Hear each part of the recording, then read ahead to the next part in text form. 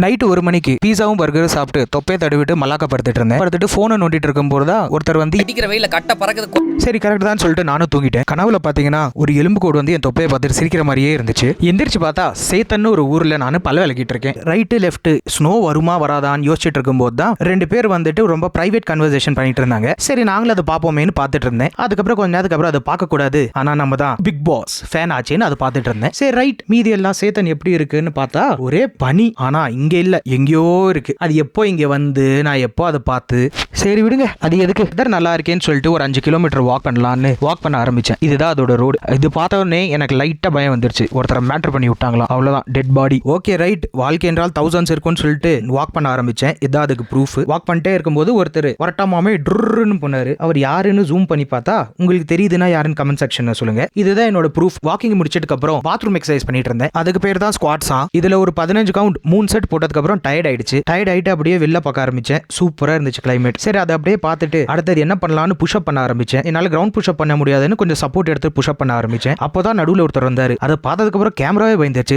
நீங்களே பாருங்க. சரி புஷ்அப் முடிச்சுட்டு அடுத்தது என்ன பண்ணலாம்னு யோசிச்சுட்டு இருக்கும் போதுதான் நாம ஏன் தொப்பைக்கு முத்தம் கொடுக்க கூடாது, கம்மி ஆயிடுன்னு சொல்லிட்டு அந்த ஒரு எக்ஸசைஸ் பண்ணிட்டு இருந்தேன். சரி நாம இது டெய்லி பண்ணுவோம், இதுக்கு ஒரு பேர் கொடுப்போம்னு சொல்லிட்டு தான் ஒரு பேர் யோசிச்சு வச்சிருக்கேன். அதுதான் தெரிக்க விடலாமா. வீடியோல வந்தவர் யாருன்னு உங்களுக்கு தெரிஞ்சா கமெண்ட்ல சொல்லுங்க. நான் யாரு ஏன் இது பண்றேன்னு அப்கமிங் வீடியோஸ்ல சொல்றேன்.